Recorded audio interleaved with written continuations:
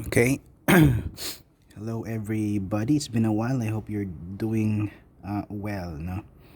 So I don't know when was the last time I uploaded a video. So we're done with chapter two. I think we've started chapter three with the concept of depreciation because we need the uh, the concept of depreciation in in the succeeding topics. No. So still in chapter 3. Chapter 3 is economic study methods. So this will be the start of economic study methods. We have several methods listed here. We still have a separate discussion also would be done later on. Meron pang dalawa, that's benefit cost ratio and break even analysis. But in this uh, topic, in lesson 2 we'll discuss several methods here. Number 1 would be rate of return. Okay, but before that we need to also understand, although I think I have discussed before, yung why do we conduct economic study methods, especially in engineering. So sa engineering, of course, kapag meron tayong mga projects, um, meron tayong mga initial investments. And the reason why we proceed with the projects is because it is economically viable. That means that it will produce profits, not losses. And there are several methods na ginagamit natin para ma-analyze yung economic acceptability or financial acceptability of the project. Kung ikaw yung investor, you want to profit from any project na uh, gagawin. Okay. So this is a preliminary topic actually sa pag-conduct ng feasibility studies, no. So aside from technical feasibility, it is feasible, it is possible in terms of technical sa engineering. So pwedeng maka-invento tayo ng ganito, we can construct this particular project. So aside from the technical side, we need also to consider yung economic side of or financial side of the spectrum. Now to do that, we will introduce some methods here, although this would be just introductory because when you deal with large projects, you will be dealing with a lot of analysis, economic analysis. So our subject, these topics would be just introductory in nature, although we will be solving problems that would illustrate how do we do this in these methods in actual condition or projects, no. Okay, so if you're an investor, of course meron kang initial na investment, and perhaps every year meron kang initial investment, so you will be expecting some profits later on. So how do we analyze these things, no? So we have several methods here.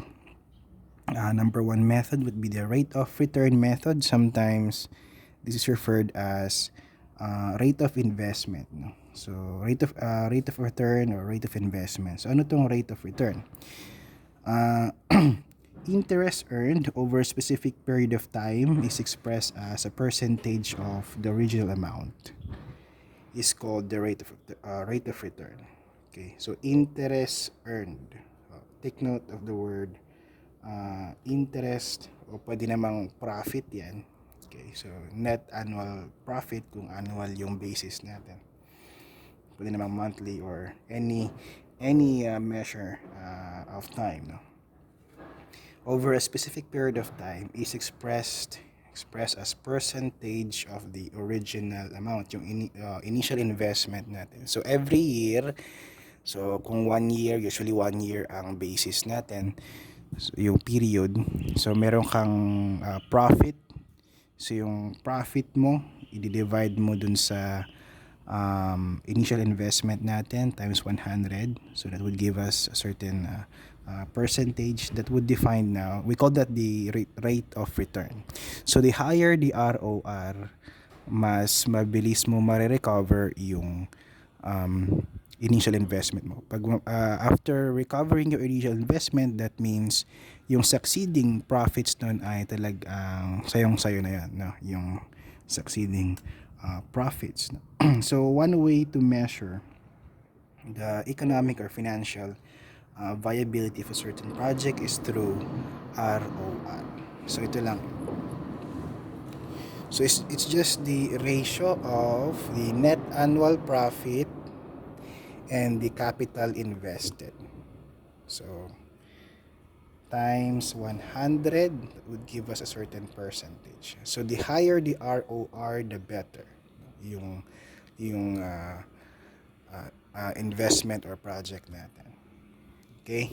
So that's ROR, or rate of return, or sometimes rate on investment.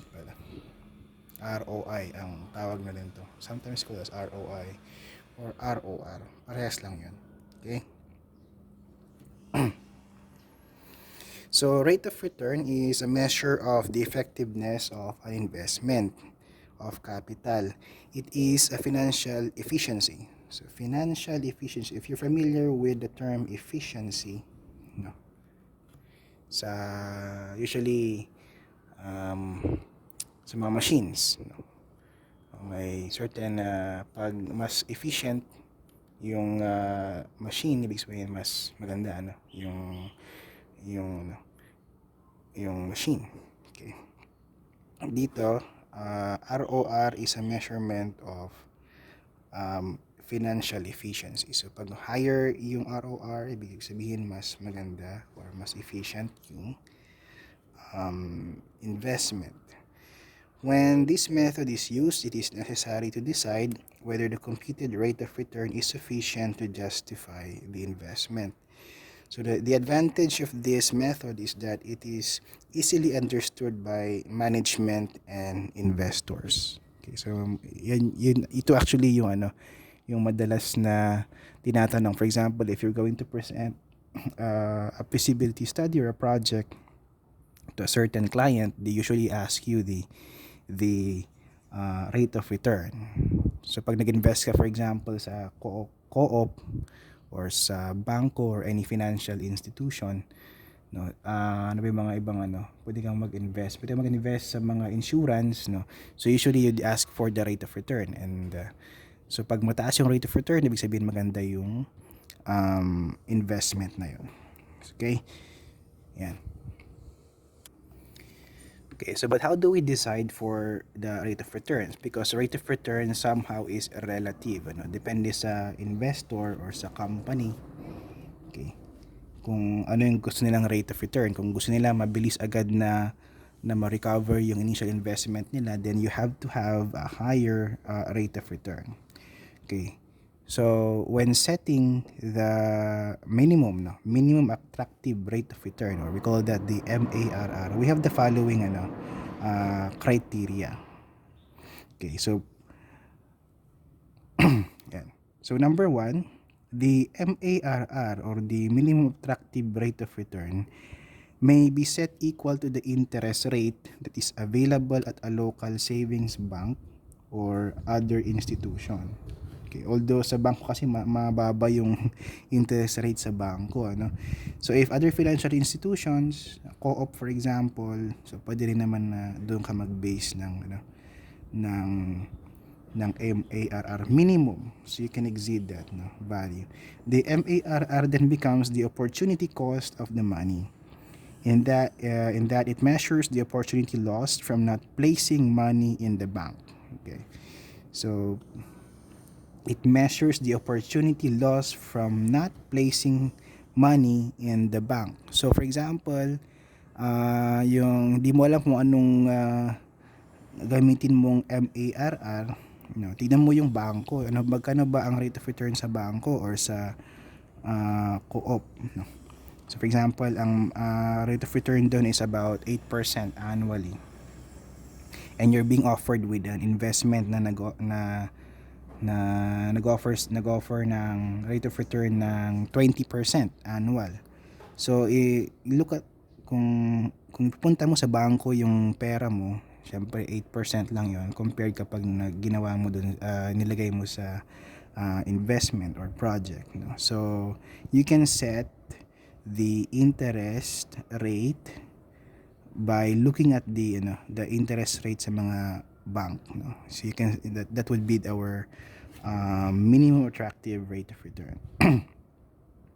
For most businesses, the savings bank rate would be lower than their usual overall rate of return on investment, no?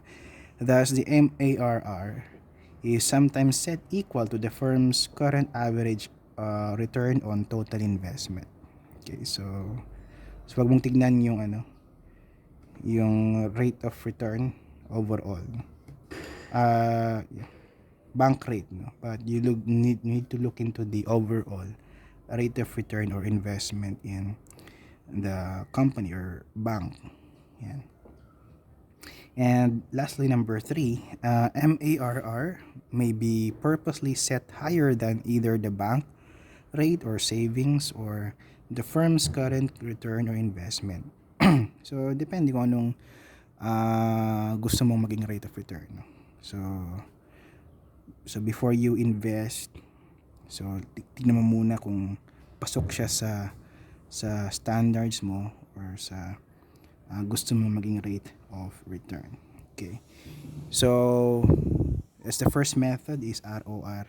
Second method is the annual worth method. Sa annual worth method, we're going to compute for the annual cost, no? So syempre pag nag-invest tayo for a certain machine or a certain project, meron kang initial investment, tapos every year meron ka ding operations cost, yung cost ng pag-operate ng project. Kung machine yan, cost ng you might be hiring someone to operate the machine, no? And maintenance cost din ng machine kung kailangan annually meron siyang maintenance. So meron ka initial investment, may cost ka. Syempre meron ka ring annual profit. So ang ginagawa natin sa annual worth method is that we compare the net annual profit and the annual cost. Okay. So the annual cost. Yan. So, syempre dapat para maging attractive yung investment natin, mas malaki dapat yung net annual profit compared sa annual cost natin. So, which means that we're going to distribute yung initial investment natin, sa years of operations ng project or machine kung machine man yung bibilhin. Next method is the present worth method. So ano tong present worth method? Okay, sa present worth method, we're going to compute, no, the present cost of all. Kasi dalawang kino-compare yung present cost or present worth lahat ng operations cost, labor cost. Okay. Kung may salvage value, isama din natin. So we're going to compute for the present worth of all those costs. Iko-compare naman natin yan sa present worth ng lahat ng net annual profits. So for the investment to be attractive, kailangan mas malaki, of course, yung present worth lahat ng profits compared dun sa present worth lahat ng cost. Ayan. And next is the future worth method. So similar to present worth, you're just going to compute for the future worth of all cost and future worth of all profits. So, net profits. Compare both quantities, of course, para maging attractive yung investment. The future worth of all profits, no, should be, or net annual profit should be greater than the future worth of all cost, including the future cost of the initial investment. Another, and I think this will be the last, yeah. Another method is the payback or payout period. So the payback period is commonly defined as the length of the time required to recover the first cost of an investment from the net cash flow produced by that investment from an interest rate of 0. So payback period in years, so investment minus yung salvage value divided by the annual cash flow. So para maging attractive yung investment, no. Halimbawa, yung project would last or yung machine would last, ang lifespan niya is let's say 25 years, no. 25 years. So dapat yung payback period mo should be less than 25 years. So for example, 25 years ang lifespan, ang payback period mo is 10 years. No? So, ibig sabihin nun, after 10 years, mababawi mo na lahat ng initial investment mo. So, the remaining years would be all profits na. It's all yours. So, that's payback or payout period. Okay? So, that's how we, I think we still have another method later on sa pag-analyze ng economic problems or financial study problems. Okay, so we will discuss the problems. We will discuss problems to illustrate how we apply these things. Of course, we need your previous knowledge before dun sa pag-compute ng annuities, present worth ng annuities, future worth ng annuities. Okay, ano pa yung compound interest sa pag-compute ng depreciation, yung mga previous topics natin. So dapat na-master na natin yun because we're going to use those methods in these topics. Okay, so we will discuss, or I will present to you the problems in a separate video.